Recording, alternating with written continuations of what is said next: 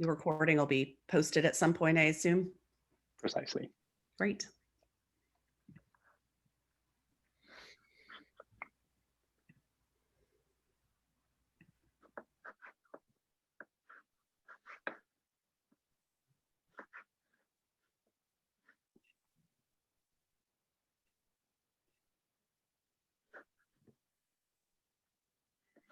Well, the time is 6:01, so let's get started. Welcome everyone to today's event on Queering Campus, Lessons for Supporting LGBTQ Communities in Higher Education. My name is James Gethin Evans. I use he, him pronouns. I'm the Vice President of the LGBTQ at GSAS Association, as well as an administrator and a graduate student here at Harvard University. LGBTQ at GSAS is the Association for Lesbian, Gay, Bisexual, Transgender and Queer Students at Harvard's Graduate School of Arts and Sciences. We provide community and solidarity for queer graduate students across our academic community. We also actively advocate for the needs of queer graduate students at Harvard and stand in solidarity with other student associations that promote diversity and inclusivity. This event is co-sponsored by Secret Court 100. This year marks the centennial of the Secret Court of 1920, a Harvard investigation of homosexual activity, which led to the expulsion of 8 students, the removal of a graduate student, and the removal of an assistant professor. Only 2 of those expelled students were readmitted to receive a Harvard degree, and 2 eventually committed suicide. The Secret Court 100 is a group working to uplift this history through community conversations that examine the rippling effects of these events. Tonight, we look not so much to our past, but to our future. We aim to learn from the leaders of LGBTQ+ centers at colleges and universities around the country about the challenges they face in terms of supporting queer communities within higher education and the systems of support that can be put in place to help these individuals overcome those challenges. Our hope is that the knowledge and insights gained through the conversation this evening will help to inspire positive change to better support our diverse communities across campuses. I would like to extend my thanks to the LGBTQ at GSAS board, especially to Danielle Arias and Melinda McPherson, to the Secret Court 100, to Camille Washington, who is on the call but currently hiding, and Professor Tim McCarthy for their support during this event. During the event, we welcome attendees to use the chat function to introduce yourselves and let us know where you're calling in from. Also, if you have a question that you'd like to ask the panelists, please feel free to use the Q&A function. You can either include your name or remain anonymous if you prefer, as this event is being recorded. Tonight, we have an all-star lineup of speakers, each of whom is the director of a campus-wide LGBTQ+ center that supports both students, staff, and faculty, and even in cases, local communities. Each panelist will present for about 10 minutes, followed by a moderated discussion and then an audience Q&A. Jorge Castillo uses he, him pronouns and is the director of the LGBT Resource Center at Syracuse University. He previously served as the inaugural assistant director for the LGBTQ+ Center at West Virginia University. He served as an instructor at a number of colleges and is currently pursuing a PhD at the University of Connecticut with a focus on queer sexualities and globalization in Caribbean literature and film. Lauryn McNair, who uses she, they pronouns, is the Assistant Director of Intercultural Engagement for LGBTQ+ services at MIT. Lauryn was previously at Babson College here in Massachusetts as the Multicultural and LGBTQ+ Program Coordinator and brings a wealth of experience in supporting diverse communities on campuses. Lauryn holds an MSW from Boston College School of Social Work. Maria Trumpler, she, her, is the director of the Office of LGBTQ Resources at Yale University, where she's also a senior lecturer in women, gender, and sexuality studies. She received her PhD from Yale in the history of medicine and life science, and from 2001 to 2005, she was the senior tutor of Quincy House and coordinator of BGLT advisors here at Harvard University. Our moderator tonight is Susan Marine, associate professor and chair of the higher education department at Merrimack College. Susan's research explores the way that feminist and queer activists collectively transform university communities to end gender-based violence and to advance the agency and flourishing of queer people. Susan was the founding director here at Harvard of the Office of Sexual Assault Prevention and Response and the Harvard College Women's Center.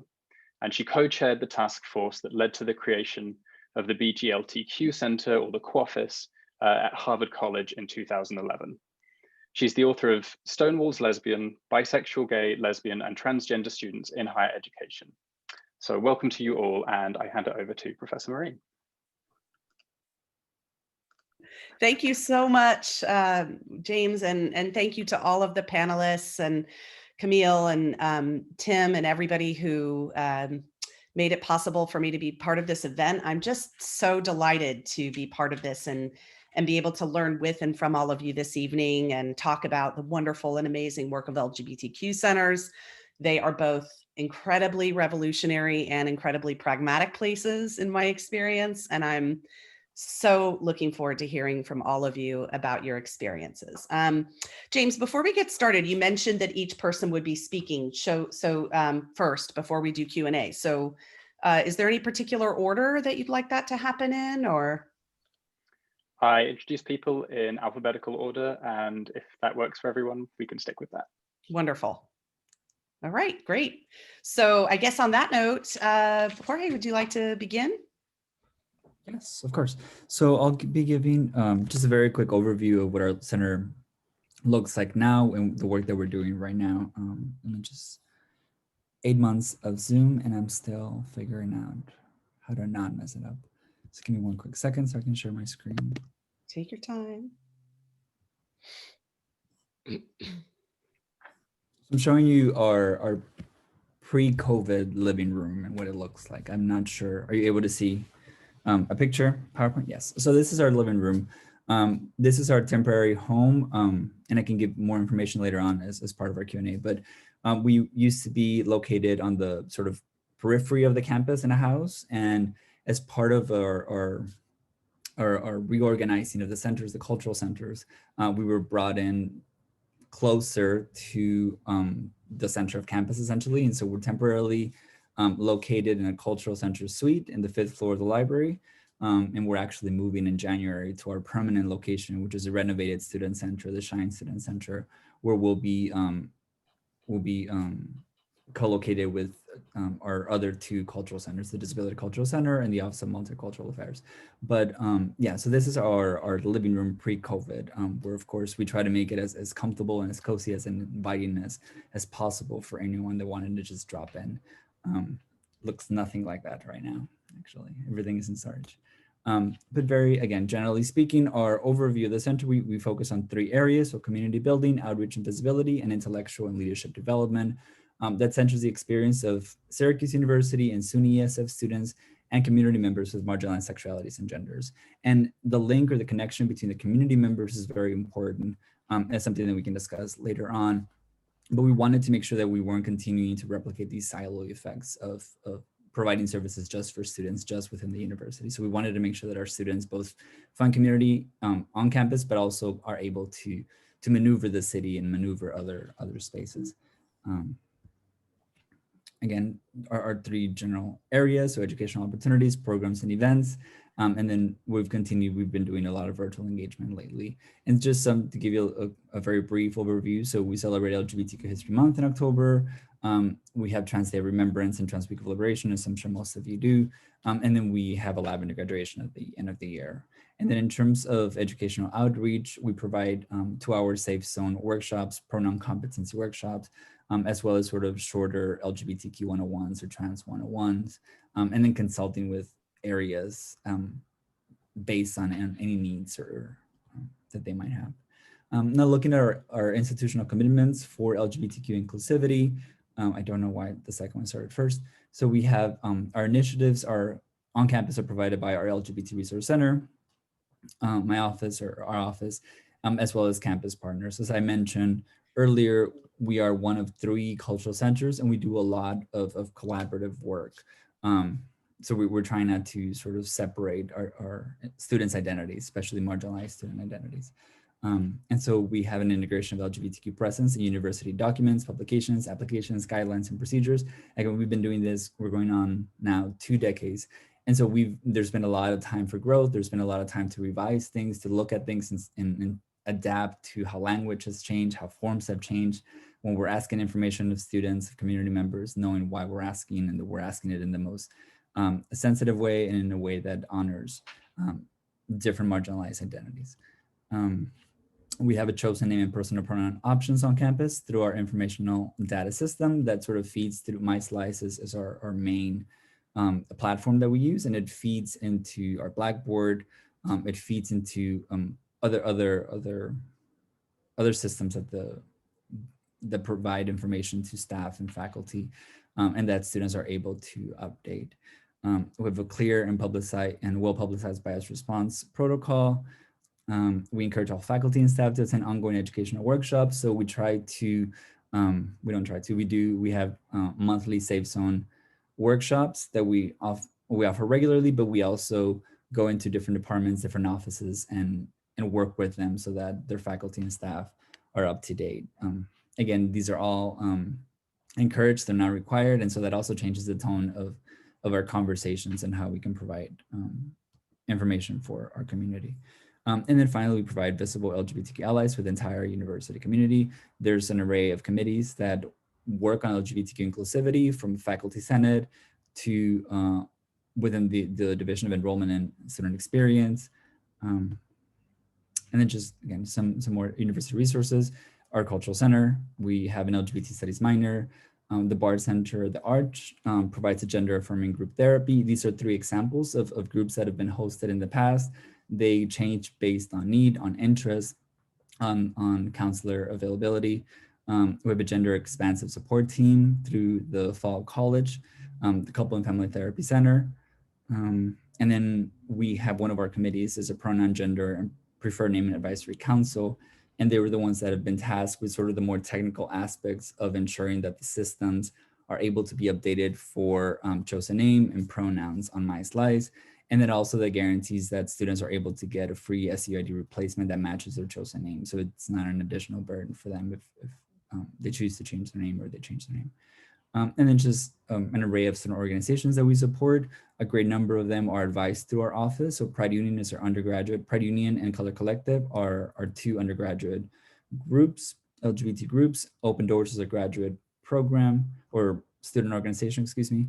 OSTEM is a fairly new chapter for queer and trans students in the STEM field. Outcrowd is our student-run magazine publication. And then some of our other professional schools. So law school has Outlaw, ESF, the SUNY ESF has Sexuality and Gender Alliance, Student Org, and then the medical school in Upstate has Spectrum. There's some examples of things that we've continued to do this semester. This is a program that we just had last week, and then just some contact information.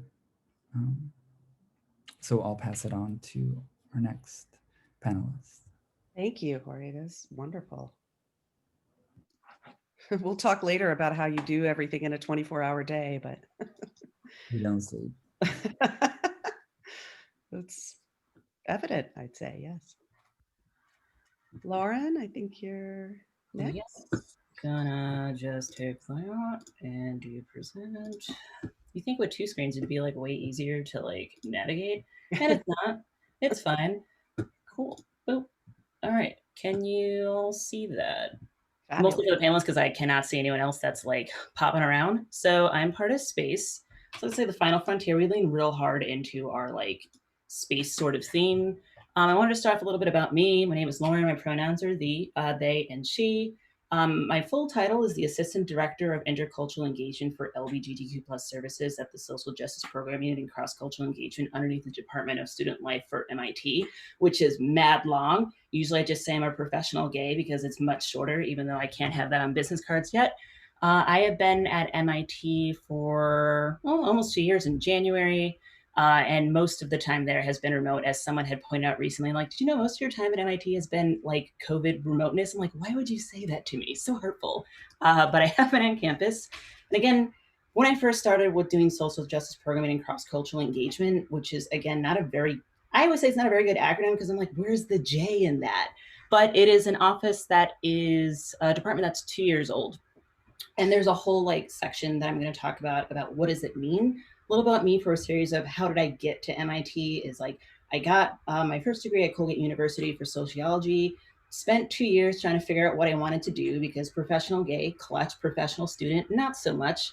And I was like, oh, I really want to be able to help people and do a lot of collaborative work. So I went to Boston College School of Social Work. I had 2 internships, one at Stepping Stone Foundation in 2015, which I supported first and second year students, kind of like an advisor, not an academic advisor, but like how to support and help them and their marginalized identities so that way they can graduate college within 4 to 6 years.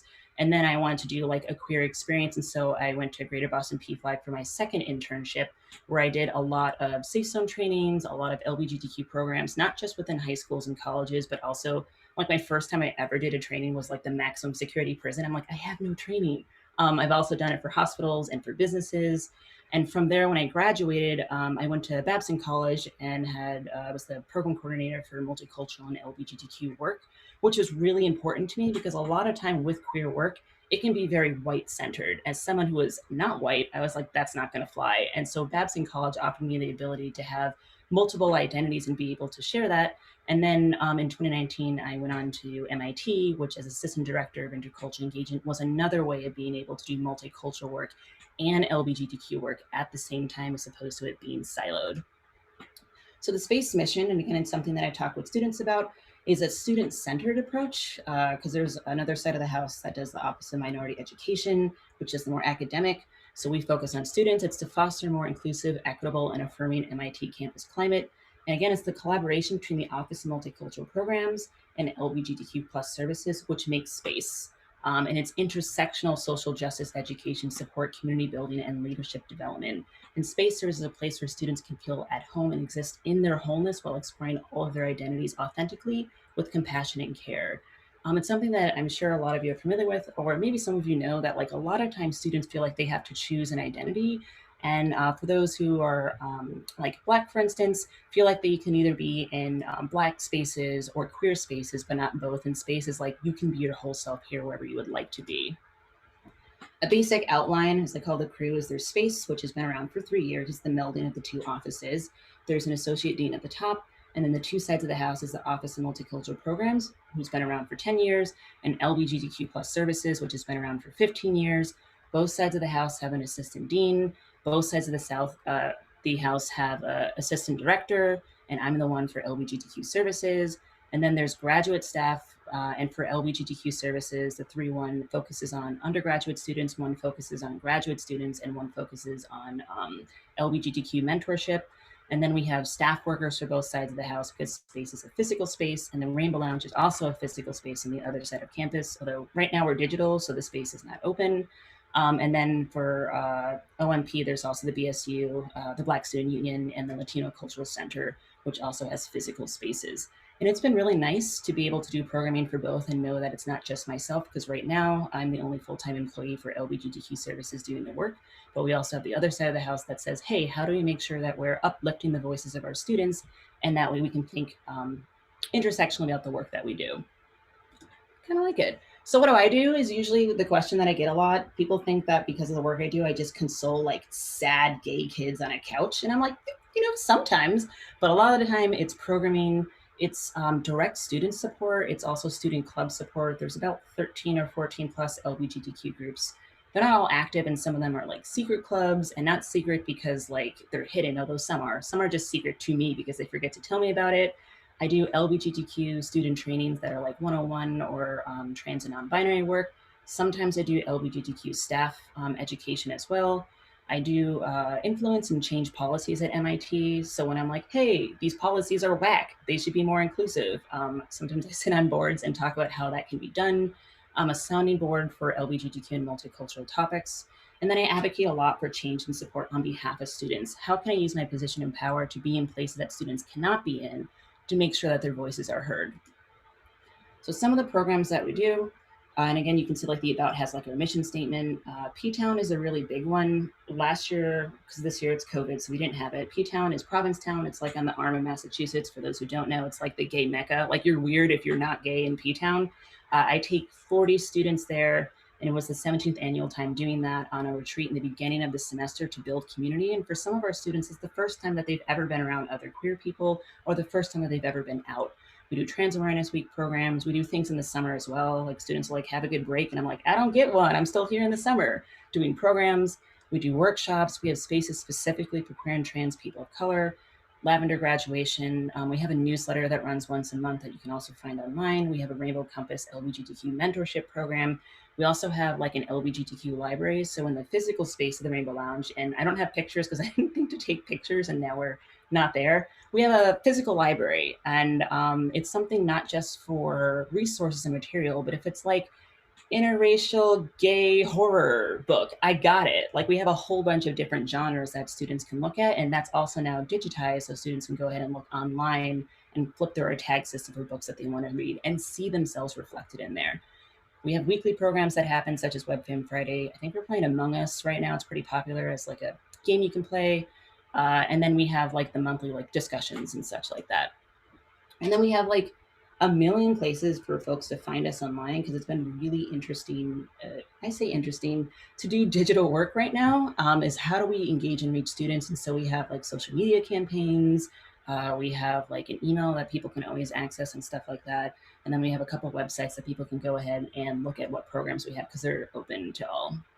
And most of the stuff that LGBTQ plus services does is open for the MIT community. Very few things are specific to a gender identities or identities, such as like the Tea Time group, which is a trans and gender diverse and gender non-binary.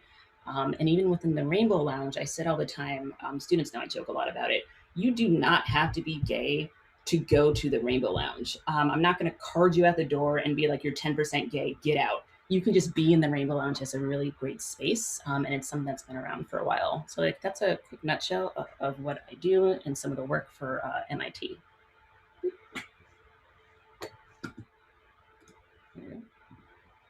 Terrific. Thanks so much, Lauryn. All right. Hi, everybody. So I don't actually have a PowerPoint slide, and I was also going to do a little more history. I was actually the founding director of the Office of LGBTQ Resources, so I thought I'd just very briefly talk about that story. And so when I left Harvard in 2005, I will confess to being very disgusted, might not be too strong of a word, with higher education. And I moved to Vermont and I founded an artisanal cheese company. And I made cheese for 5 years, and it was lovely. It wasn't paid very well, but it was lovely work to do. And in 2005, the provost at Yale asked if I would meet with him. I actually considered turning down that request, but I went. And he said that there had been a petition that about 20 folks at Yale had worked on over the past year. It was really an amazing document. It was about 20 pages long, and they were mostly grad and professional students, international students, faculty at the medical school, staff members.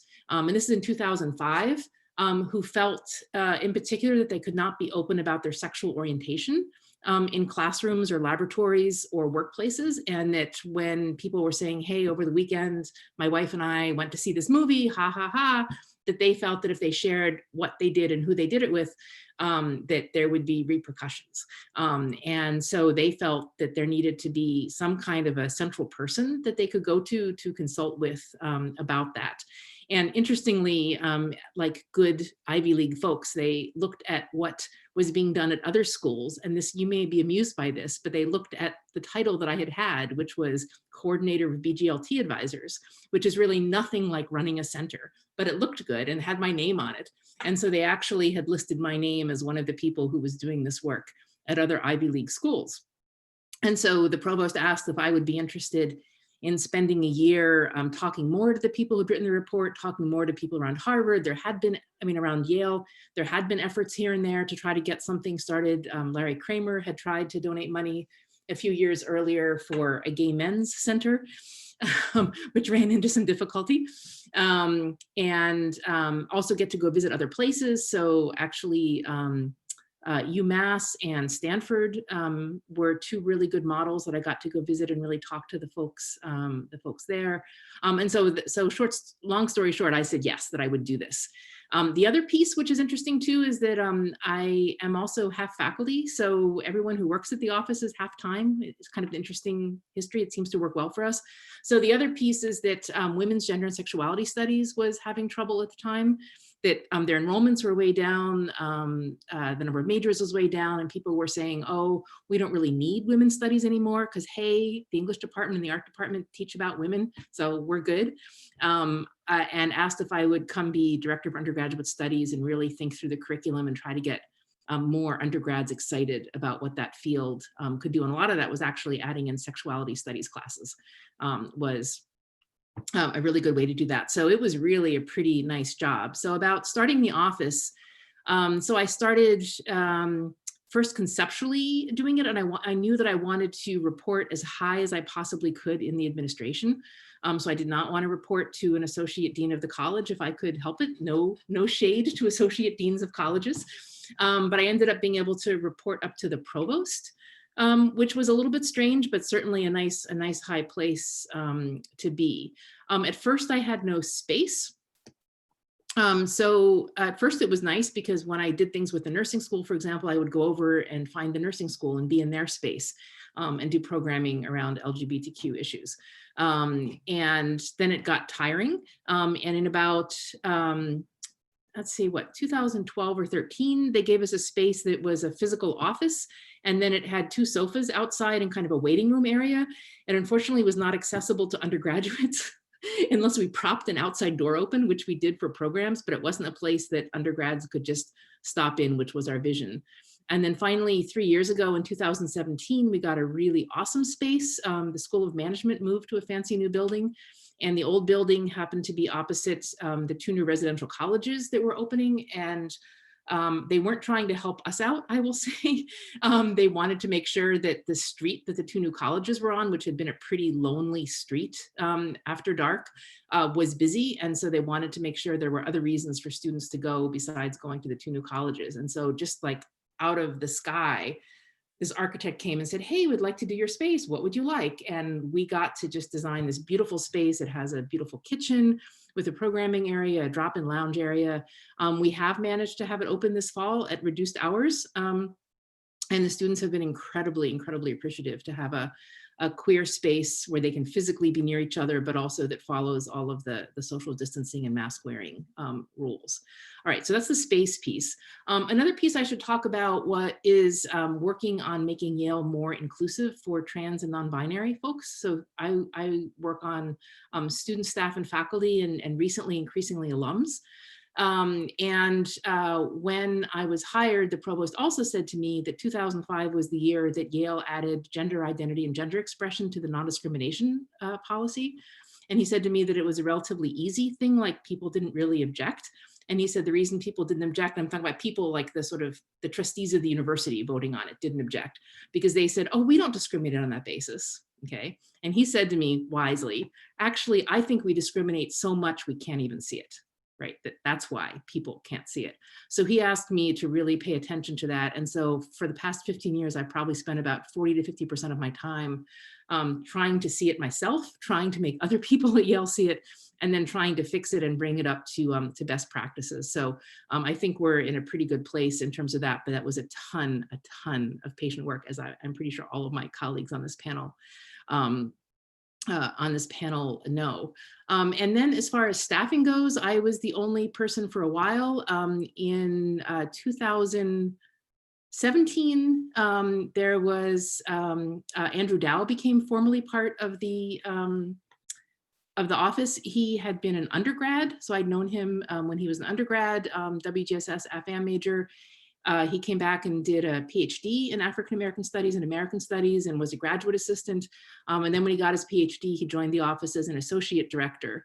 And he's pretty much in charge of our technology and in charge of running the office space and the student staff. So it's been awesome to have him working with me as well. And then just believe it or not, on March 15th of this year, we were able to get a full-time position for Seth Wallace, or a half-time position. His other half-time is in mental health and counseling. So he's a social worker. So I noticed, Lauren, you're a social worker as well. That is such an important skill to bring to this work. I mean, I have conversations with students, but it's so different than the kind of conversation someone who's trained can have. So he did his internships for social work school with us. He identifies as a trans man and transitioned as a staff member at Yale. He now does 20 hours a week of, we call them conversations. We're not allowed to formally call them, it's not clinical counseling. He does that at the health center, but one-on-one conversations, usually around gender identity, usually around relationships with families, also accessing appropriate medical care and legal services. So that's just been a huge positive thing. So that's basically kind of where we are down south at Yale. Down south. That's great. Down south. Wonderful. Well, thank you all for giving us that kind of foundational understanding of your work. And I'm sure I join everyone on this call to say that it's just staggering the amount of life-changing work that you're doing, community building, programming, policy work, advocacy, creation of spaces, fomentation of organizing among your students. It's just beautiful. I guess before we move into talking about that, I'd love to hear a little bit from Jorge and Lauryn about the origin stories of your centers. Whatever you can tell us about why they started. You know, in my experience, it's rarely a president of a university says, hey, we should have a queer center. It's usually some other grassroots kind of movement that makes that happen. But love to hear from both of you about how did your spaces or your endeavors begin, from what you know? Jorge, you want to jump in first, or? Yeah, of course. So yeah, you're absolutely right. It was a student-led that got our center to become a center. It was around 97. I think fall of 97. So prior to that, we already had Pride Union, so the student org that I mentioned earlier. The students that were members of Pride Union and Pride Union and Open Doors. So both the undergrad and the graduate student orgs were advocating for this. Jordan Potash, which was an undergrad at the time, submitted a proposal. He wrote up this long 20, 30 page proposal of why we needed space. Here are all the studies that show that spaces and centers that support students would help retention. He did all of the sort of like free labor, right, for the institution. But luckily it was also accepted and taken by the faculty senate. So from that point, the faculty senate created an ad hoc committee to say, okay, yeah, this looks great. We need to do something about this. And one of the things that Jordan wrote in his proposal, I've been reading it also, not just because of this panel, but because we're coming up to our 20-year anniversary. There was a community center in Syracuse, but it was a 10-minute drive, 30-minute on bus now. I don't know how long it would have taken then if the lines were running the same, about an hour of a walk. So it wasn't accessible. So it was creating this separation between the community and the university. And so that was one of the things that he wanted to make sure that the creation of a space would provide for students. Long story short, it went through different committees, but every step of the way it was garnering more and more support. There were three recommendations, I suppose, that came from this faculty senate ad hoc committee, which were the main one was to establish an actual center, an LGBT resource center that would serve students, faculty, and staff, and community members. So that was always very, very clear that they didn't want it to just be for students, for undergrad students. And I think the fact that it was undergrad and graduate students initially that sort of pushed this idea allowed them to expand that, right? To hire professional staff, that was also a big recommendation that came from that. And then to just sort of grant a permanent status for this ad hoc committee, to now that become continued support, that these conversations were not just gonna create a center and let that go, right? And so now, 20 years later, we have, for example, the ad hoc committee is now called LGBTQIA Justice and Advocacy. It's an ongoing, it's a committee that I'm currently co-chairing. And so like, we wanna make sure that those lines of communication have continued. But anyway, so by 2001, the location was found, which was a house on the then periphery of the university. Made sense, 2001, for safety, for privacy, for folks who might not have been out at that point, that made sense. But as years have changed, we've noticed that also sends a back signal, right? The queer centers out there, out on the periphery of the campus. And so as we've been rethinking how do we work more intersectionally and collaboratively, this idea for a few years now was to bring us all together into one one sort of space within the center of campus and the Shine Student Union, which is sort of where we are moving in 2021. And that's sort of like a roundabout short way of the history of our center for the past 20 years. So. Great. Thanks. Thanks so much. Lauryn, what about your center at MIT? What's the backstory there? Yeah, so I'm going to say it started in not 1969, because there was an LGBTQ student homophile league, one of the oldest in the country. And then in 1975, they had like a lounge. So it wasn't an official, like sanctioned by the school space. It's something that oftentimes when it comes to LGBTQ work, schools are like, we'll just let the students like handle it and do whatever. It wasn't until 1998 that there was a paid internship for, like, again, it's not a center yet. It's just like a lounge on the third floor of a building. It wasn't until 2002 that the Rainbow Lounge became official. Like, this is something that is sponsored by the school, that it has like a paid internship to it. And then in 2005 is when we had our first full-time employee, and that's when the creation of the LGBTQ services. So the center went from like the third floor, which was like a student club area, down to the basement. And I'm like, that's clutch. Like, we all like being in basements. And then it moved up around like 2015, 2016 to like the second floor where there was like windows, and it became like an actual like center with now 2 full-time employees being able to do programming and support students. I'm going to drop in the chat because we have like we have a timeline of MIT LGBTQ history, which is great for me when I'm like, oh no, I don't know the whole history because I have not even been here 2 years yet. But it also talks about the negative stuff that happened as well, because before the center, which then is protected underneath MIT, when it was just like a student group club, oftentimes it was vandalized and broken into. And you can see that in the history of the timeline, because we don't shy away from like, oh, everything's great because we have all these LGBTQ stuff, but also this is the stuff that happens and why we need spaces and why students are like, it just cannot come directly from students to do the labor, because we're here to like, I don't know, send like rockets to the moon, like all that smart stuff where I'm like, I'm a social worker, I don't know that stuff, but like, how can we have like staff support? And so that's what the center is about, is being able to create those spaces for students to be able to not just have programming, but just to not have to worry about 1 or 2 things in their sometimes often intersectional marginalized identities. Like when I go into the Rainbow Lounge, and it's interesting because it's not in the basement, it's on the second floor, but you have to walk through like a Pritchett dining hall. So it's in the back. So some students like that, because if they're not out, they can go, oh, I'm not going to the center, I'm going to buy chips. And then I happen to go through Dance Dance Revolution into the area of the center.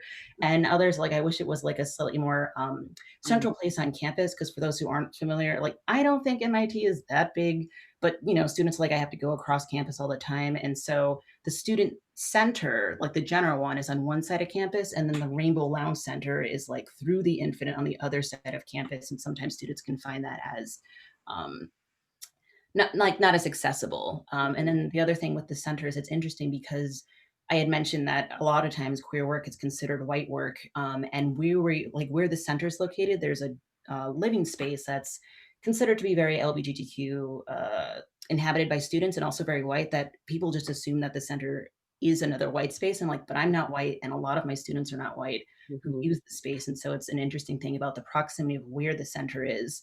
And what does that mean for students? Where can it be? So that's like a brief one. And then like the timeline in the chat has like more if you're like interested in like the ins and outs of it. And when there was MIT support and transitioning over from like just a student support. Yeah, great. Thanks. That's wonderful. And the timeline is, I just clicked on it. It's amazingly well detailed and spelled out. So thank you for sharing that with us.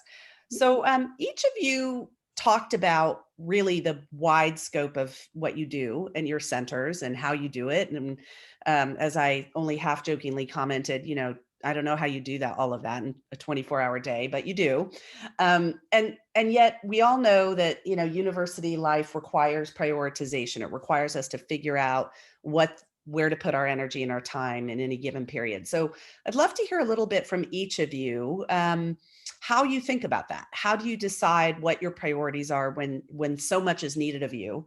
And what role, if any, do the students and faculty and staff who populate your center's life, how do they inform your priorities? And maybe just, we'll start with you this time, Maria. Okay, thanks. Yeah. So, one thing for sure is that if any member of the community, most often undergraduates, but sometimes graduate professional students, sometimes staff members, on rare occasion faculty members, have an idea that they really want to take forward, we will always have conversations with them about that. And if they really want to move forward with it, we will do everything we can to strategize with them, facilitate for them.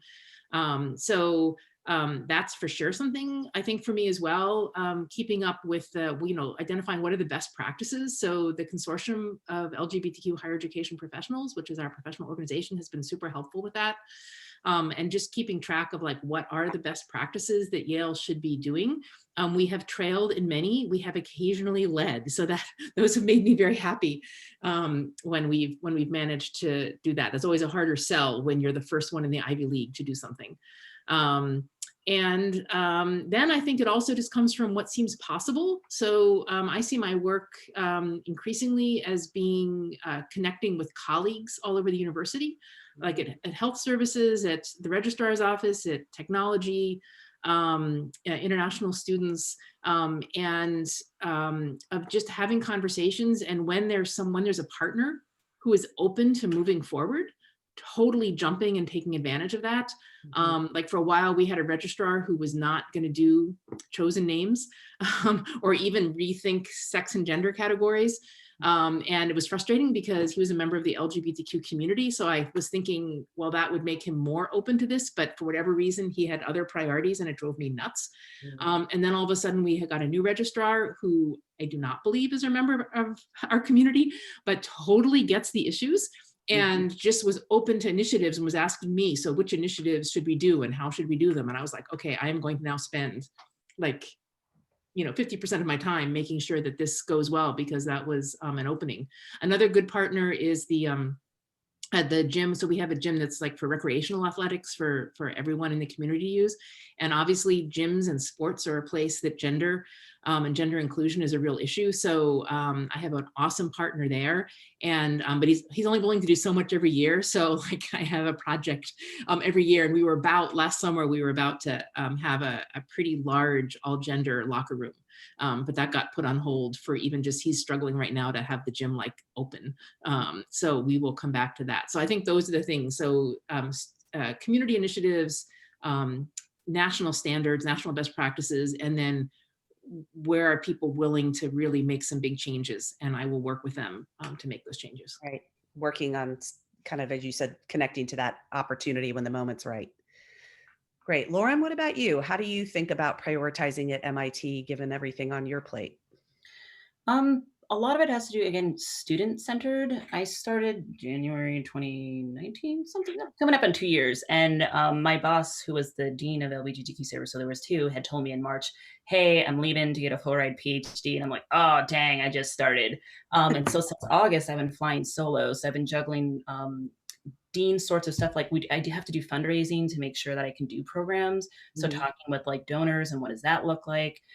Sometimes it's delegating to the graduate staff, and the lining of being digital is that I can shift funds around because we're not spending like crazy money on food. So I can hire another graduate staff member to focus more on student clubs and student orgs and really building up those communities, or queer and trans people of color communities, which frees me up to be able to do more of like the long-term planning for policy work.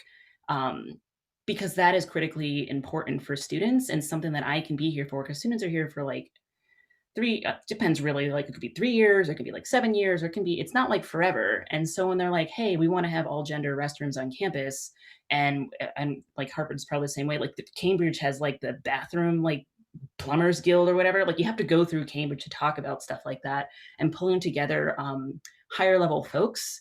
Because I can send emails all day to folks, and because of my title as just an assistant director, sometimes I don't get responses to my emails. And you can't just pop into people's offices now because I am in Connecticut, or I'm in like not Boston.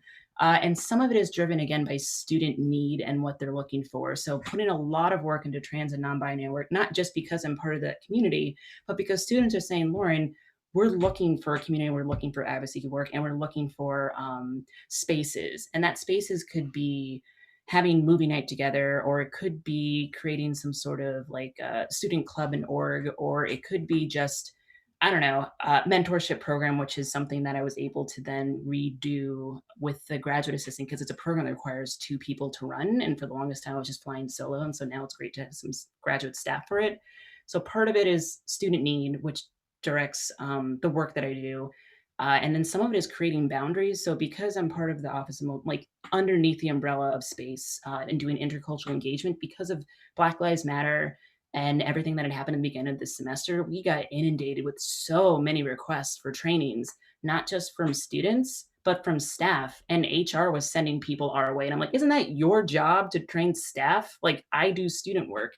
And so I've had to be able to juggle that, because it's either there is no training for staff and faculty in LGBTQ, or I spend more of my time doing some of that without it being overwhelming, which I guess is a positive thing, because people are like, this is good, I'm going to tell so-and-so. And then I get a billion emails saying like, hey, we're from all of these different departments. But on the other hand, that means less time for students. In my like office, I had like, it was literally called the Gay Agenda, and it was an 8-foot whiteboard, and I would just piece out my time. And it helped me figure out like, oh, how am I making sure that I'm using the best ability of my time to work with students and stuff like that. Policy, culture, support. And then a little bit of that is building staff community. We do have an employee resource group in ERG for LGBTQ services, LGBTQ communities. Not as active, so I've been kind of like poking at that without the expectation that because I do queer work, I must do all the queer work for all of campus as the one single person. I'm like, I know y'all can do some stuff. And just building connections. So Yeah, that's great. And that also, it puts it back on people to build their own capacity to do it and not become totally dependent on you alone, right? So, yeah. Great. What about you, Jorge? How do you make choices at Syracuse? Syracuse is a very large institution with a lot of humans. It is, and I think I've been very privileged and lucky that I've been at Syracuse for over 2 years now, and I'm lucky that I came into a structure that had already been sort of like a lot of the kinks had been worked out, and so collaboration is key for us. I think during the time that I've been serving as director, part of the things that I've been trying to do is sort of streamline some of those collaborations and those connections, because like Lauryn, you said, like some people could be doing something else, right? And so, for example, I'm now co-chairing the pronoun committee and the faculty senate committee, and I serve in both of these. And we're both working on pronouns, right? So having these conversations, like, how about we talk to each other and we discuss, like, okay, you're doing the technical stuff. Well, maybe if we're going to ask faculty to include this on their syllabi, maybe that's a conversation that before we ask that, the tech is already ready to go, right? So these collaborations have been crucial to, I think, to some of the work and how we prioritize. We always go back to student needs in both like short-term and long-term. I think you brought up an excellent point, right? Like giving them sort of like a 10-year vision is fantastic, but they're here for a finite amount of years. And so they want to feel that there is some change, that things are working for them. But some of those collaborations, we're lucky that we have folks from HR. So HR helps us facilitate some of our more technical pronoun competency workshops. They're in charge of that. They do a lot of that as part of like onboarding for new faculty and staff. And then our academic collaborations are also crucial to both ensure that our programming is not just social, but there's always sort of an educational element that sort of filters through it. And it also gets students that find out about the programs, they're interested in the programs, it benefits their coursework. And then again, so sort of now working with the cultural centers, ensuring that students don't have to sort of pick one identity over another, right? So we're centering Black artists, Black activists, speakers, right, as part of celebratory months. And they also happen to be comedians, and they also happen to be gay, or they happen to be trans. So there's more of that complexity of identities that students really seem to respond well to, because again, they don't have to necessarily come out. They don't need to, and they don't have to choose, right? They can go see a queer Korean American comic for Asian American Pacific Islander Heritage Month, for example. And so that's kind of cool to sort of help them or provide them with programming and events and resources that are already inherently intersectional, right? And so it's more of like trying to not just talk the talk, but show them how to do this. How do we prioritize? We are also institutionally, we're supported fairly well financially. So I'm surprised to hear that you have to do your own fundraising. I'm glad I don't have to do fundraising because I don't know how to ask people for money. so I'm glad that like we have a healthy budget that is given to us through our division, and that again, our collaboration sometimes we'll pick up the tab for something that somebody else is already doing, and it's supporting queer trans students. I'm trying to think of, so yeah, again, student-centered collaboration is key, and then making sure that so we have 2 professional staff, we have a GA. Our partnership with higher ed is fantastic. That helps us sort of also get a sense of trends within student affairs. And so our graduate assistant every 2 years comes directly from as a student in the higher ed program. So that's also fantastic to give them practical experience, but also it helps us stay up to date as a center to know what it is that they're learning and that we're able to put into practice through our center. Wonderful. So each of you in different ways in your narratives have talked about power and the way that power kind of circumnavigates around your centers and the way you work with stakeholders on campus and who you report to, what happens when you send an email with your title that doesn't always get the return you would hope, in your case, Lauryn. And I'm curious if you could talk a little bit about, without divulging identities of people who've been barriers for you, how have you most meaningfully navigated power in your work? What's one way that you've used strategy or relationship to get what you needed for your centers or your communities? I'll just open it to whoever wants to speak first. I can jump in there. That's something I think about a lot. There have definitely been times that people have blocked me. I have happily been able to outweight them. The turnover at Yale is moderately high. When I first got there, well, I won't say, I'll just say a key person just was against the whole idea of providing spaces for different identity groups. And when that person retired, I got on the search committee. So I've been on tons of search committees. And now actually I'm handing it off a little bit to my staff members to develop their skills, right? I think you learn a ton of useful skills and make a ton of connections being on search committees, but that also means that when the person is hired, they remember you from the search committee and you have kind of a very nice collegial relationship right off the bat. So that's been important. It would be lovely if there were people with LGBTQ identities in high places at Yale. There really have not been. And then the one, as I mentioned, who was registrar was like anti-helpful for reasons I don't understand. But one thing we have had is we've had a really key high-level administrator who has a trans kid I don't go very often to them, but when I'm really stuck, I'll go to them and like instantly things really start moving. So that's a really awesome thing. And then I would say the third thing is not actually thinking of power up, but we do our own staff trainings. We have developed, Seth and I have developed a training called Creating Inclusive Workplaces for Transgender and Non-Binary Colleagues.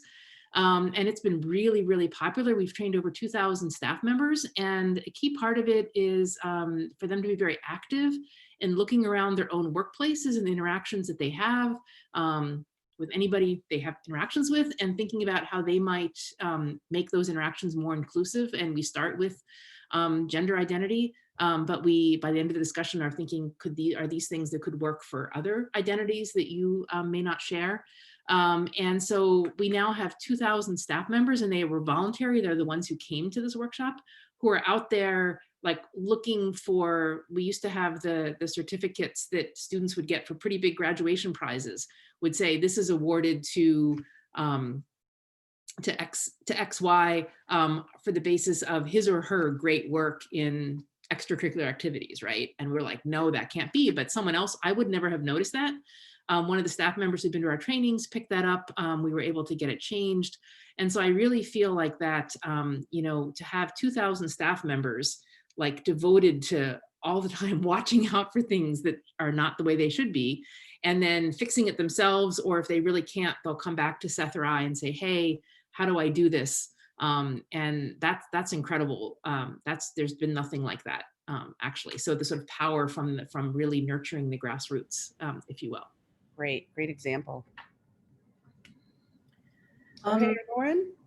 I do a lot of work building relationships. It's something that I learned through Babson when they had talked about like making sure you know what are some barriers, being aware of that and how to get around them.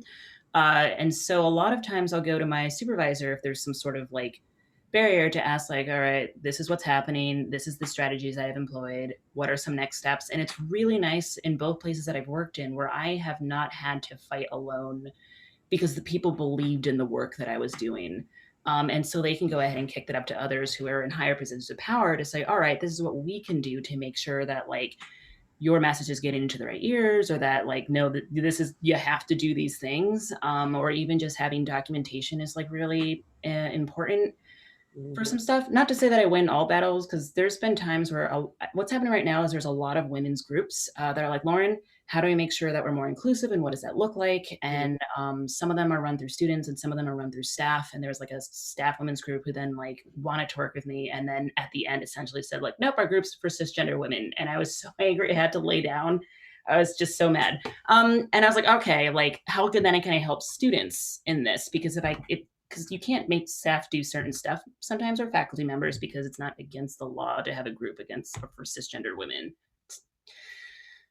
There could be better things. And so I was like, all right, maybe we can get student involvement or getting numbers in. Sometimes I say like the numbers are in your heart, but like MIT real, like they like numbers. And so at least I can say, here's some data points. So it's not just me saying, hey, you should do these things, or this is some best practices because I've read it in books.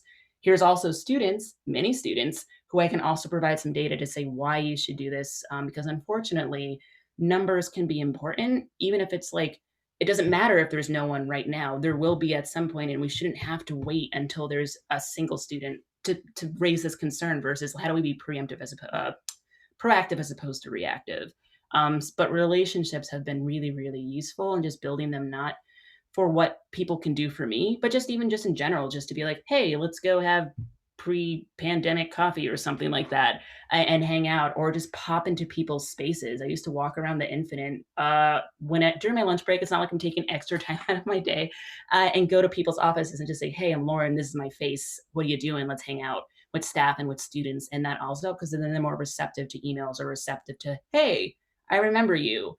Happy to do this thing, or let's work together. Or they start thinking about LGBTQ work outside of the context of we're only going to do it during like Pride Month and LGBTQ Heritage Month, because like gay people are gay 24/7. So that's been, relationship building is a thing that helps out a lot with getting around some of the barriers in documentation if you can't, because at least then you can show you've tried a whole bunch of stuff and this is what's happening and kick it up. Great. Yeah, thank you for explicitly stating the importance of data, which is sometimes the only thing that persuades leadership that things need to change. So kudos for doing that and centering that. Jorge, what about you? What's a kind of strategic alliance you've wrestled with? And I think some of it is obviously going to mirror with both what Maria and what Lauryn have said, but like having a background in academic affairs and coming into a more student affairs position, learning how to speak the language with who I'm in the room with it has been crucial, and being able to give them the benefit of the doubt, right? Assume that whatever it is that they don't know, that's behind us. Let's work on our relationship now, and I'm going to help you understand whether it's trans identities or non-binary identities, or how to be more intersectional, right? That's been really crucial. I feel like some folks, especially the more higher up one might get, no one has questioned the choices that they made or the language that they've used, et cetera, right? And so being able to give them the benefit of the doubt and say, oh yeah, well, things have changed, right? Language has changed, and this is how now our students are using it, and this is how I'm adapting, right? I don't pretend to know everything, even though I've been in the field for many, many years. That sort of humbleness, and I'm not being fake about it, but like that humbleness to be like, I make mistakes too. So especially when I do trainings, for example, it's like I mess up, and that doesn't make me a bad person. It just means that I'm human and I mess up, right? And so allowing them to get themselves that grace has been great for higher, more powerful people who are in positions that can make decisions that would impact us, obviously. And then the second thing, I would say also, and part of learning to speak the language is, like Lauryn said, data, right? So if I'm going to go talk to an academic department, talking theory, talking how would this benefit their classes, that might be work for them, right? But if I'm asking someone for money for a new mentorship program, then I want to show that I have the numbers and the students and the interest and the need, right? So knowing how to code switch that has been really important. And then finally, also showing up for other people when they need it, so that I'm not always knocking on their door for something that will benefit me and my students in my center or our center, but I'm showing up for other students, other work that other people are doing. And I think that create some can't say it, going back and forth, right? That they're able to show up for us. And that's something that I bring a lot to the committee works that I do, where, again, if I'm part of an AAPI planning committee for celebratory months, I'm sneaking in some queer trans stuff in there, right? It's not about queer and trans specifically, but it's there, right? It's always going to be there. So like the way I join other committees, it's very intentional in ways that I want to make sure that our concerns are also brought up, right? In spaces that they might not have thought of bringing in the past. So that's been fantastic. Wonderful, wonderful. All perfectly wonderful, vivid examples. Thanks. So I'm going to ask one more question, and then I'd like to invite everyone on the call tonight to please throw a question in the chat, and I'll be happy to pose it to the panelists. Panelists, we think about LGBTQ center work. I often say that it's two things. It's life-changing and it's world-making, because individual people benefit from your care and compassion and integrity and fierceness, but also you're showing people a different way of thinking about the world through the work you do. And I'd love for each of you, and don't be humble. This is not the moment to be humble, okay, Jorge, even though that's your ethos, which I appreciate. Share with us one success story from the work you do that will help people understand how you change lives and make worlds. And please try to resist being humble, because I know you do it every day. Lauren, you want to go first? Sure. I was like, sometimes I think it's the small stuff. So a lot of time, I mean, I've shared my pronouns for a while. I came out, I didn't even know I was gay until I was doing work at Babson. I was like, oh, dang, I'm gay. And then I didn't come out until non-binary until MIT, or for some of my family members right now, because they're on the call.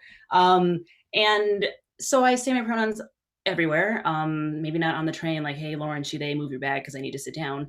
And I share my identity when I do work as a visibility marker, because being pansexual is sometimes a very marginalized identity or hidden identity, or there's not a lot of representation, and being non-binary is another sort of thing. And so I had a student who I have never talked to before, reached out through email because they've seen me around and stuff like that, and wanted to talk to someone who maybe knew a bit about non-binaries, because they were trying to figure out their own identity and didn't have the language. And so using skills of like, what would you be comfortable with? Or do you want me to share my story? Because sometimes students they don't even know what questions to ask. And I just like chatted and checked in. And at the end, they're like, this was exactly what I needed, and some strategies to figure out, like, I think this is who I am.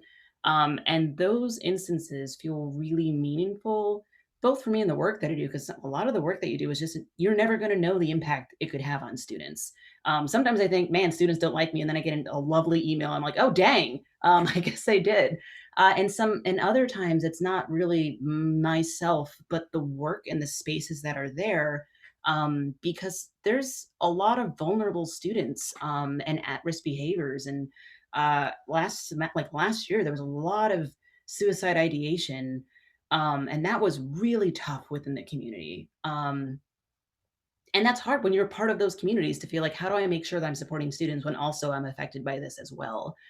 And so being constantly visible is something that I know students have told me, like, it made a huge difference. Or I have students that I talk with every week because they had to separate from their family and emancipate themselves because it was a toxic environment, and saying, Lauren, at least I have you, not just me, because I'm like, I am not a social worker in the clinical sense. So making sure that they have other support systems, but that they can look forward to like talking with me. And that is so humbling, because sometimes I'm like, oh, it's just me. I'm just doing this work because I care so much about it. But for students, it can be like a pillar for them.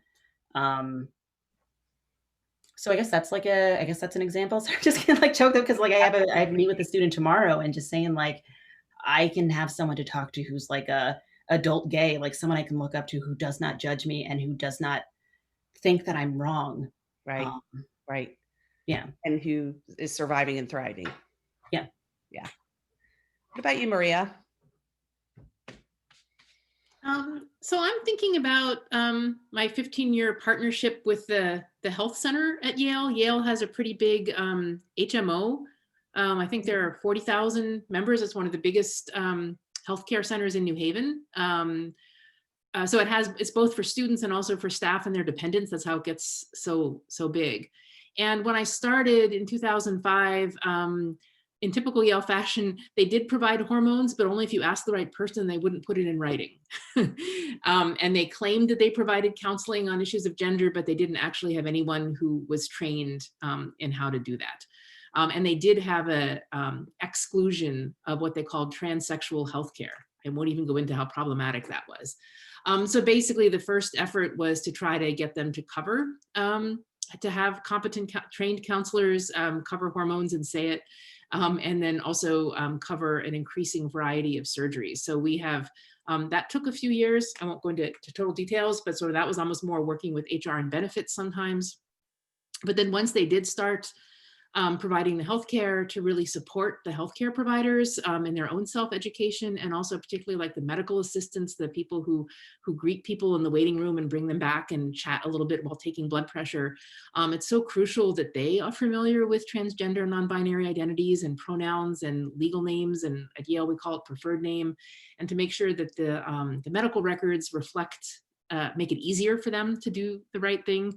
Also, we have a lovely collaboration, which is that my colleague Seth, the social worker who helps students through their medical transitions, hears a lot about what the difficult sticking points are. And if it becomes clear that it's a systematic sticking point, not just an individual issue, I will go in and work on trying to solve the system and make it go better. And so my PhD is in history of medicine and life science. So I've long had an interest in sort of the structure of medicine. So it has been, in terms of world building, it has been fascinating to be trying to make Yale Health Plan more inclusive, and also seeing measures of that. Like at first, literally every single student had really significant issues accessing healthcare. And now I would say most students and staff don't face issues, which is lovely. They may have to wait longer than they would wish, but they are treated respectfully and inclusively. But that ongoing partnership over 15 years, and now also finally they have they've assigned some of the clinicians to do their own self-education and go to conferences and do their own training and work on becoming more trans and non-binary inclusive. So that has been a really interesting project, and something that is so valuable for the community, right, to be treated respectfully and inclusively and have access to the things they need on our own campus.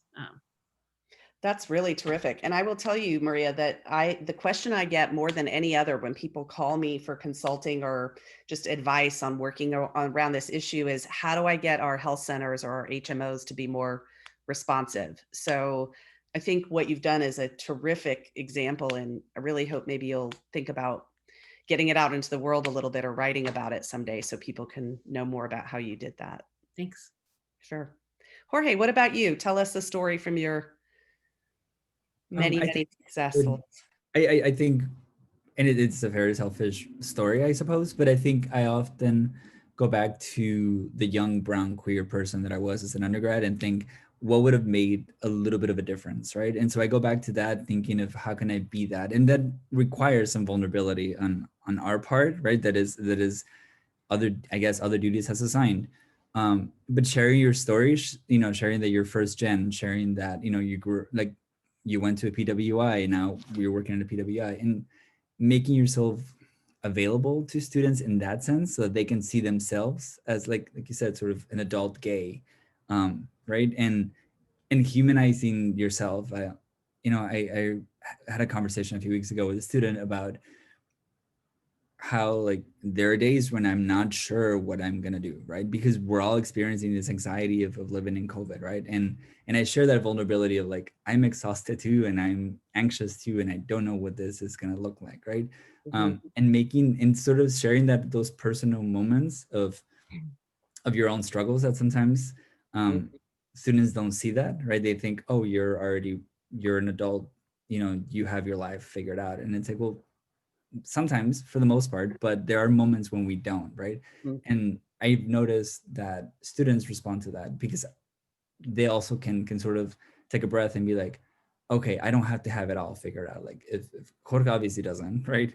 Then at least I know and have someone that I can trust and help me down this way. I think that has been very helpful, but also like it can be draining, but it's also super rewarding to know like a student can sort of start seeing themselves as a future gay, a future adult gay, and can be that for someone else. That is, again, it's selfish because like I wish I'd had that more.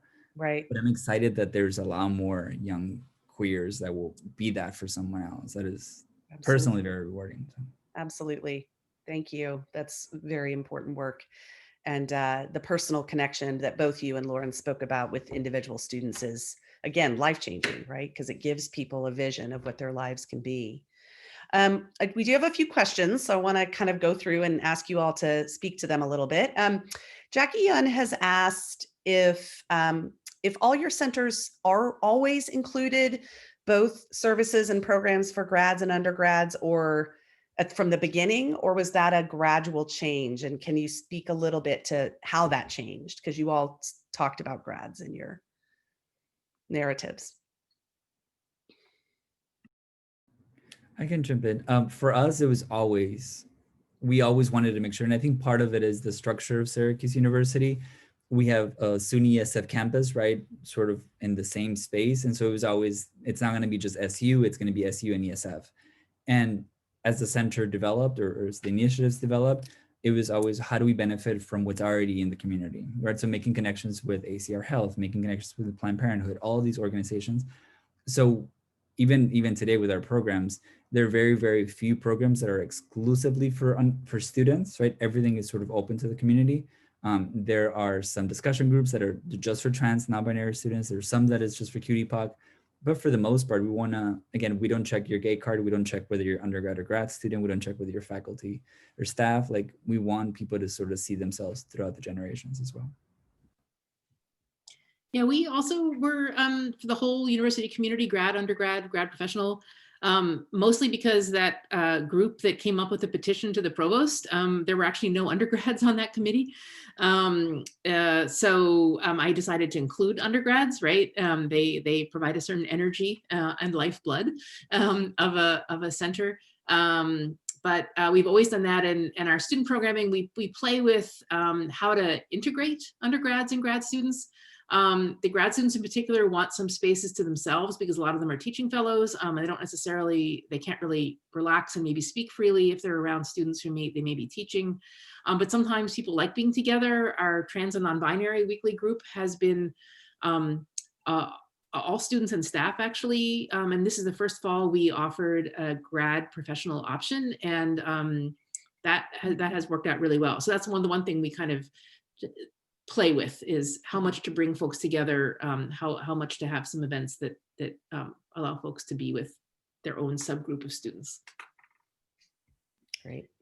I know as long as the LGBTQ center has been like an official center with a full-time employee, it's been undergraduate and graduate. I also include postdocs in there, even though they're like, we're staff, but also sometimes students. I'm like, look, you can use our services too. I'm not gonna, you're part of this thing. I, as mentioned with others, there are sometimes where there are specific graduate student and postdoc like events. Again, I'm not gonna, people want to show up because they're like, yes, I want to do this thing, like, great. Because sometimes students feel like, oh, we have different life experiences, and sometimes they just want to be in those spaces, and other times it's like, yes, we'll like mingle together, or sometimes it's just a matter of clumping. So like undergraduate students will, generally speaking, come to events as a group, where graduate students will show up as like one or two, and then I can feel very unbalanced. But for things like P-Town, where I count like 40 students, exactly 20 of those spots are for undergrad and 20 of those are for grad and postdocs. That way there's a mix of it. And we try to do a lot of marketing and outreach. And that's why we have a specific GA for this year that works with graduate LGBTQ groups and graduate LGBTQ students. That way they know that there is a space within LGBTQ services, and what are some other ways that like we can support what they're doing. Because I am not a mind reader. I don't think MIT's like made anything like that yet. So part of it is just me guessing this is maybe what students want. And some of it's like, please tell me what you're interested in because I can make it happen. So wonderful. So an anonymous attendee has asked, they noticed a pattern around you wonderful panelists and your hard work having to do a lot of unpaid labor. But students, but also you alongside your students. For example, Lauryn, as one person, having to be responsible for this incredibly huge breadth of work at MIT. So kudos to you, Lauryn. Including and bringing in faculty, staff, and students. The question is, this feels familiar to me, and I'm wondering if people have strategies for how they advocate or increase for appropriate resources. Has anything been helpful or persuasive? I think all of you talked about your staff's expanding over time. How did you kind of make the case for that? Even if that were to be more GAs, or how did you get there? So I can talk a little bit about that. And Lauryn, I do fundraising as well. So Jorge, you're lucky not to have that on your plate. You know, it's again, just waiting for the opportunity. So Andrew, for example, had been working as a graduate assistant 10 hours a week while he was a graduate student. And then in 2015, there was a pretty big set of protests and on campus around systemic racism. And as an outcome of that, all of the cultural centers were given money for an assistant director. They had all been run by a single person. And I don't know through what mechanism, but someone decided that our center should get that as well. And that came just at the time that we could hire Andrew half-time. He's a lecturer in WGSS with his other half-time. And then, you know, the money for the brand new position has just been constantly battling, collecting, fundraising. And I think finally, interestingly, with the students all being sent home for COVID, I think the idea that it was particularly transgender and non-binary students sent to situations that were really difficult and that Yale couldn't just abandon them there, and who was trained to support them. And we have a person who's trained to support them that I think finally, so again, sort of a crisis, and it just seems like we just needed to have that person. About unpaid labor, I work really hard to not have anyone do unpaid labor.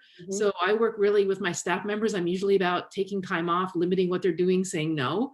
And then with students, with undergraduates, if we're doing a lot of educational, like if we're teaching them how to organize an event, we won't necessarily pay them. But if it's beyond the teaching and they're sort of working for us, we really like to pay our undergrads and grad students, and we'll cut back on what events we're doing in order to make sure that we're really actively trying to avoid unpaid labor. Great.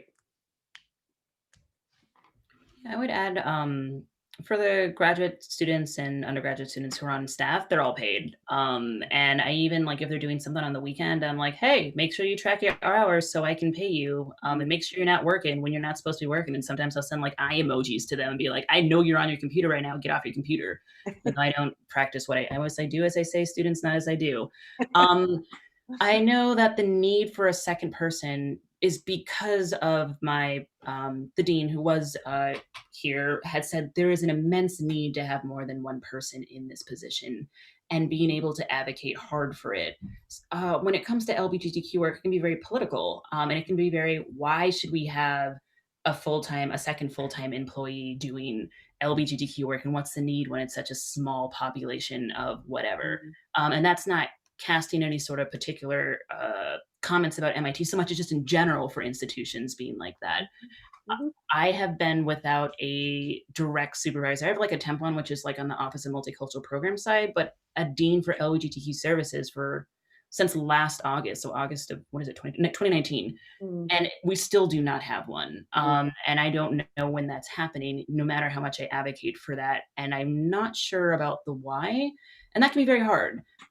Someone had joked and said, maybe if you like really suck at your job, then they can say that you need a second person. Like, that would harm students. And also, I like my job. But it just means I feel an immense amount of responsibility to be able to continue these programs and to do this work. Although sometimes I do have a chart that's like, when it comes to fundraising, because MIT does give me some money and then I have to fundraise the rest and be like, if I don't get money, these are the programs that have to get cut, which will directly impact students in this way.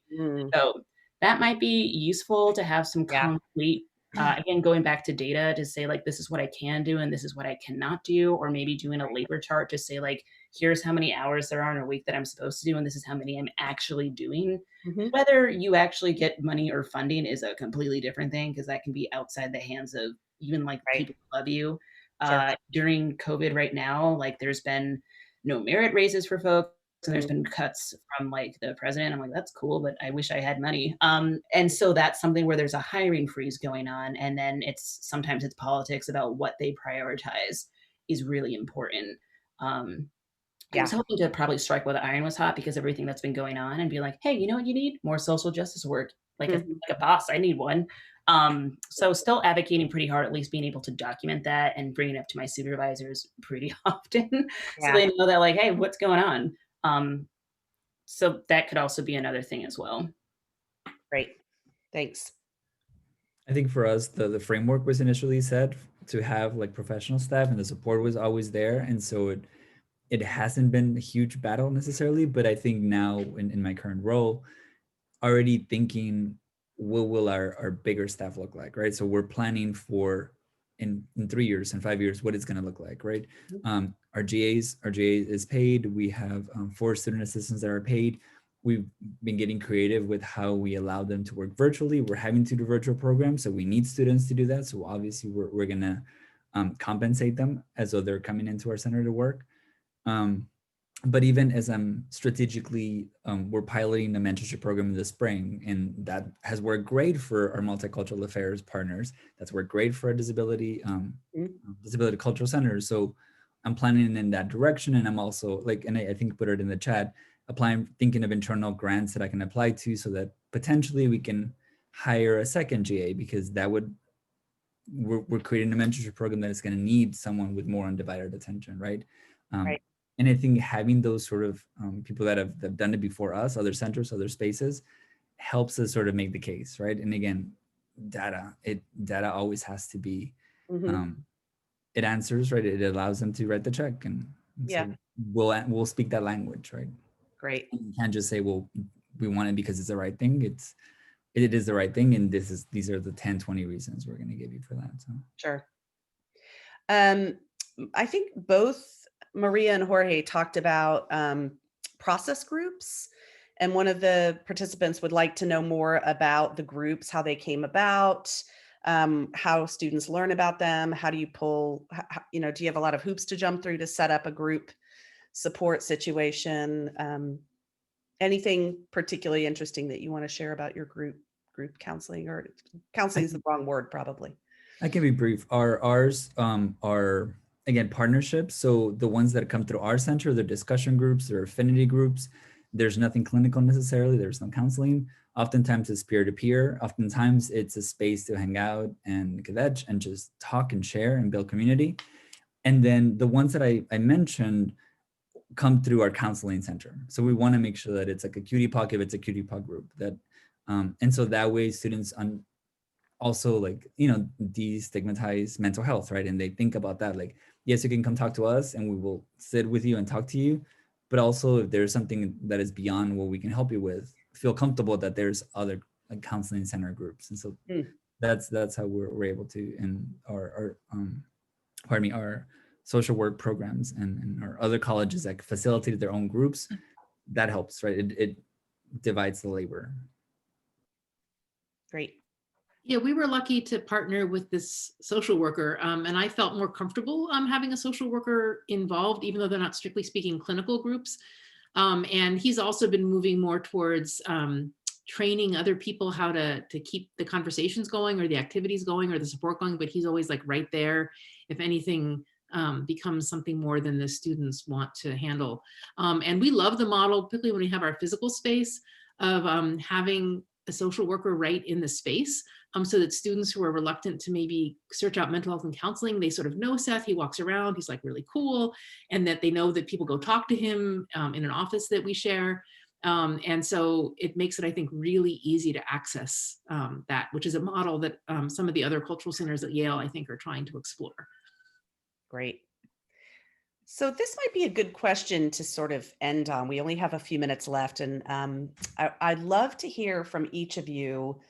Sheila has asked, if you were to build your centers from scratch, would they look the same? Or what are the advantages and disadvantages of the way that you're organized? So I'd love you to speak to that question. And I'd also love you to say one thing that you really wish you had more of or need in your work to be as absolutely successful as you can be. So would you do what you do now the same way?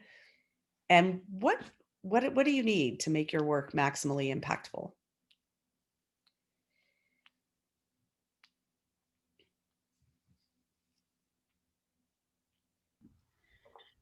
To go off because you asked about like centers and stuff like that. Yeah. It would be dope to have a center like in like the center of campus, but it's like all of it's a space for all the multicultural clubs and orgs. It's a space for like LGBTQ, like it's just a central location for everything where it's close enough with everyone has their own like a couple full-time employees or something like that. So we can collaborate with each other. And be more mindful of stuff, because sometimes, like I'm sure with other institutions as well, it's very siloed. Sometimes student groups don't talk with other student groups, not because there's beef, but because they just don't think about it. But even staff don't talk with each other. I'm like, hey, we're doing something very similar. Why don't we collaborate on it? And so there can be, and then you have to think strategically about like, what if students aren't out, and like, what if it's too public, but what if students want to be, like, there's all this other stuff.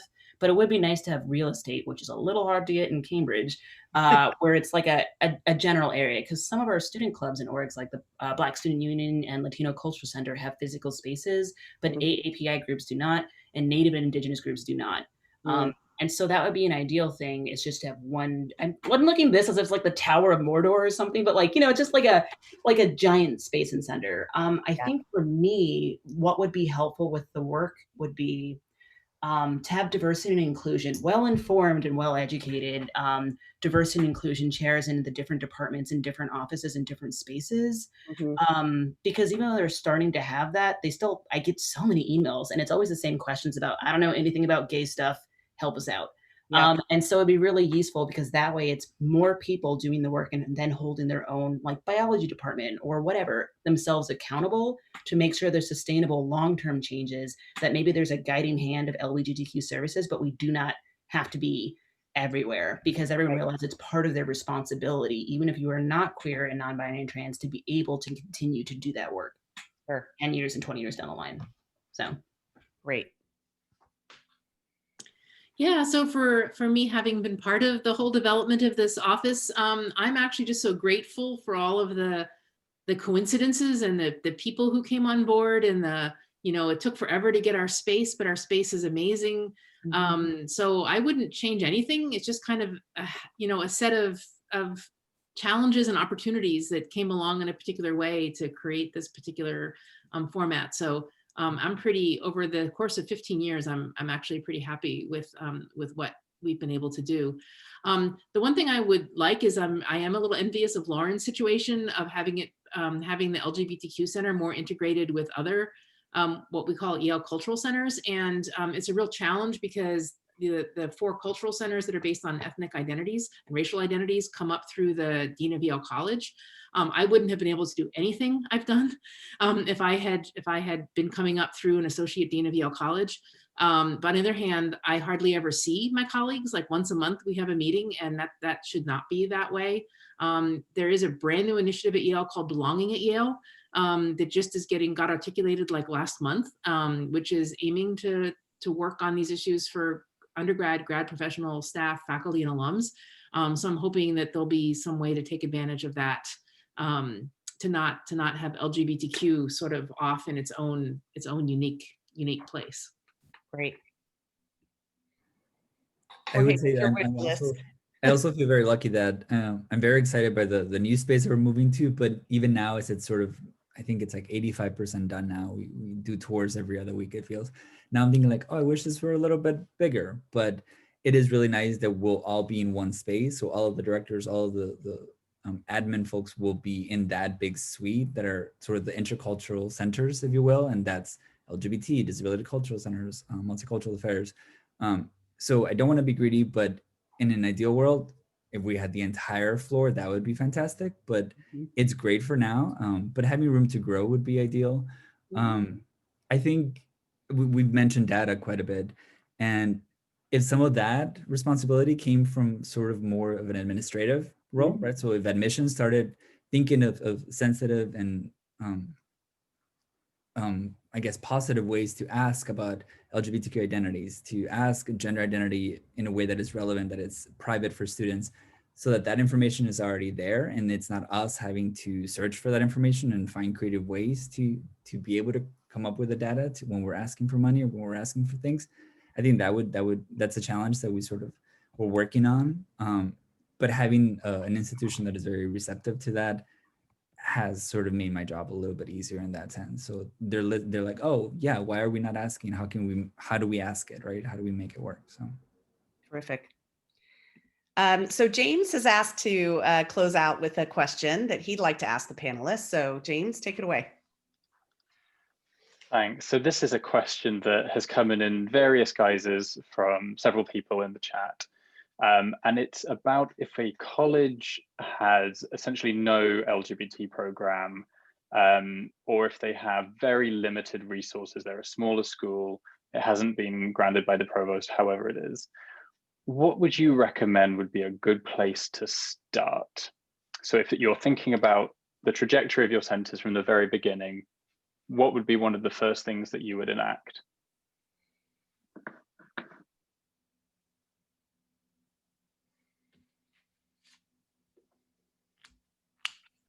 That's a tough one. I think the first thing would be to get involved with a consortium of LGBTQ higher education professionals, because there'll be a lot of other people in that situation. I have found that an endless source of good ideas.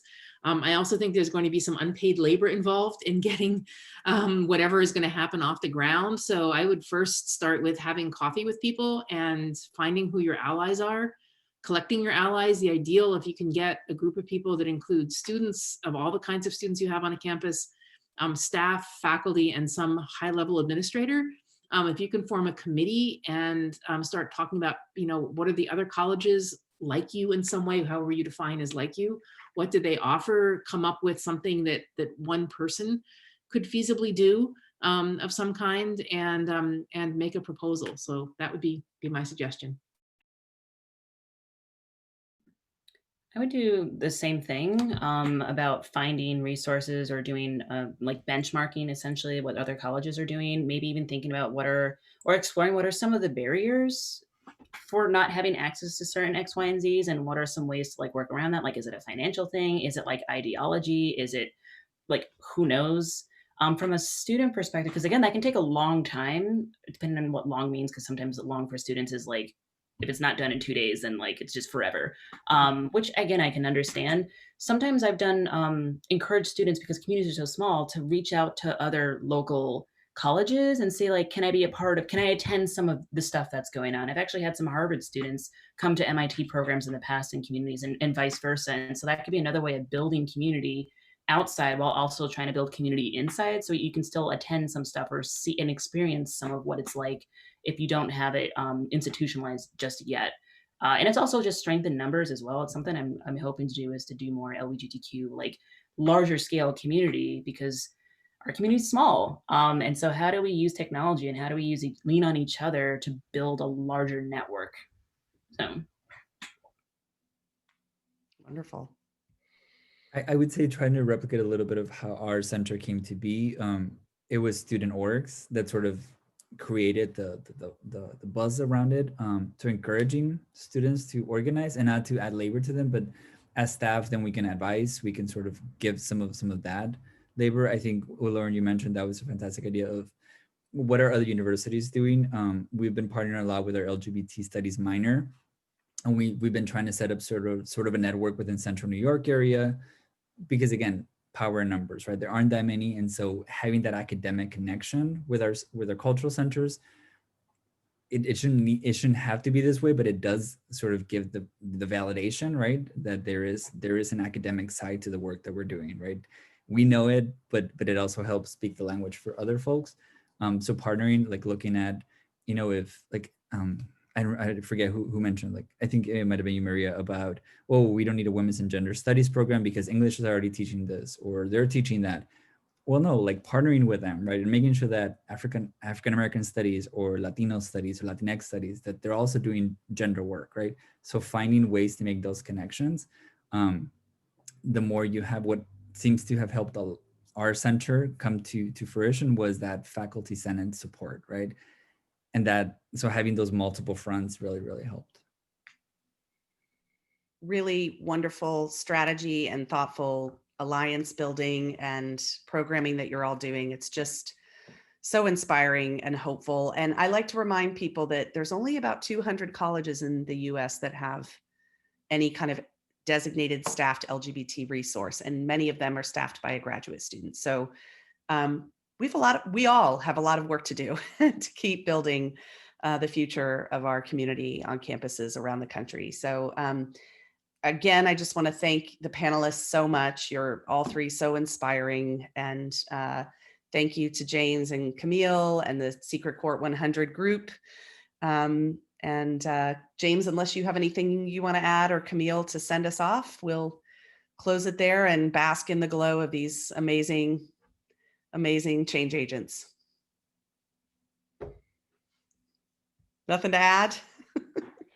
Just to say thank you. And as Jackie even said in the chat, this has been an incredibly energizing experience. And I really hope that it inspires others to enact positive change on campuses. So thank you all.